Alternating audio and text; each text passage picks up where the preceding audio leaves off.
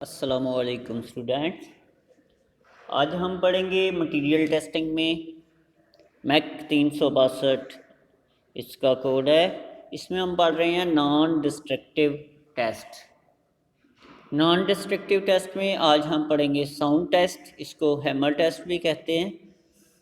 اس میں ہم کسی ہتھوڑے کی مدد سے جو ہمارا ورک پیس ہوتا ہے اس کو ٹھوکر لگا کے دیکھتے ہیں کہ اس کی آواز کیسی ہے۔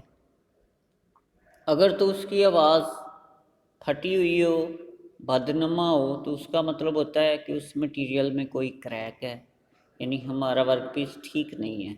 اور اگر اس کی آواز کلیئر ہو تو اس کا مطلب ہوتا ہے کہ ورک پیس بالکل ٹھیک ہے۔ ایسے ٹیسٹ کو ہیمر ٹیسٹ کہتے ہیں۔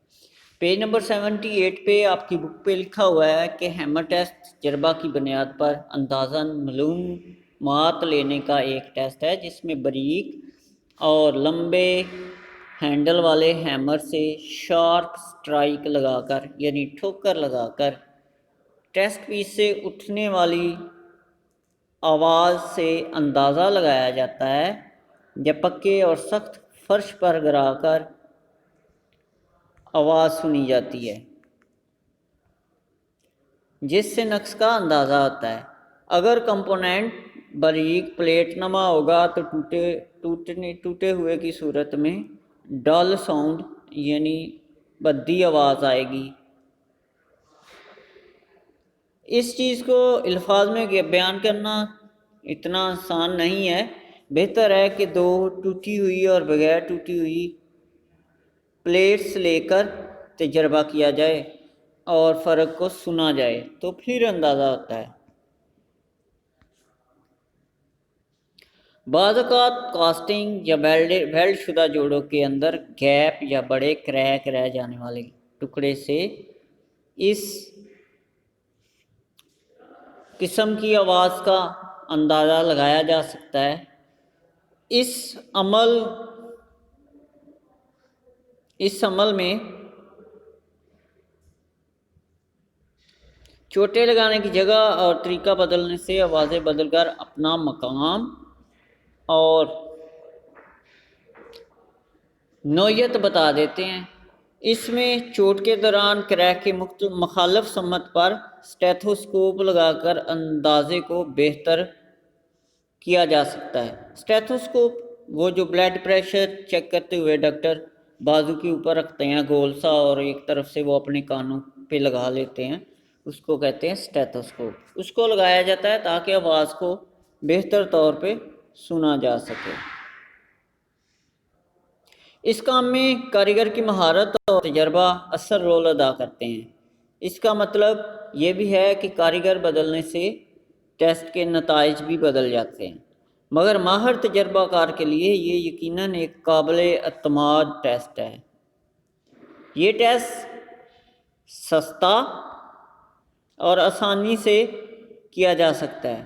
اس قدیم طریقہ سے پیچیدہ سٹرکچر یا بڑے سائز کی باڈیوں، فریموں یا پرزوں پر آزمانے سے کوئی خاطر خواہ فائدہ نہیں ہوتا،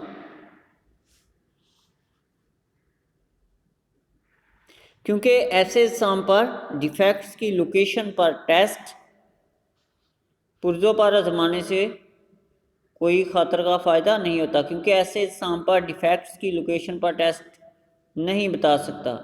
جس طرح آپ ٹین، ٹون، ٹوں اور ٹھا کی آواز کا فرق نہیں بتا سکتے۔ کہنے کا مطلب یہ کہ پتہ نہیں چلتا کہ کریک کہاں پہ آئی ہے، تو پتہ چل جاتا ہے کہ اس کمپوننٹ میں کریک ہے، لیکن وہ کریک کہاں پہ ہے اس بات کا پتہ نہیں چلتا۔ باقی سمجھ آ گئی؟ ایسا ٹیسٹ جو کسی ہیمر یا ہتھوڑے کی مدد سے ٹھوکر لگا کر ورک پیس کو چیک کیا جاتا ہے کہ اس کی آواز پھٹی ہوئی ہے یا کلیئر ہے، ایسے ٹیسٹ کو ہیمر ٹیسٹ یا ساؤنڈ ٹیسٹ کہتے ہیں۔ اور اس ٹیسٹ میں مسئلہ یہ آتا ہے کہ یہ سمجھ نہیں آتی کہ کریک جو ہے وہ ہے کس جگہ پہ۔ نیکسٹ ہے بصری انسپیکشن یا ویژول انسپیکشن، اس کو ویژول ٹیسٹ بھی کہتے ہیں۔ کیا کہتے ہیں اس کو؟ Visual test. غیر تقریبی ٹیسٹوں میں سستا ترین اور سادہ ترین ٹیسٹ ہے، جس میں سطح پر موجود نقائص کا معائنہ نظر کے ذریعے کیا جاتا ہے۔ کس کے ذریعے؟ عام انسانی نظر سے، آنکھوں کے ذریعے۔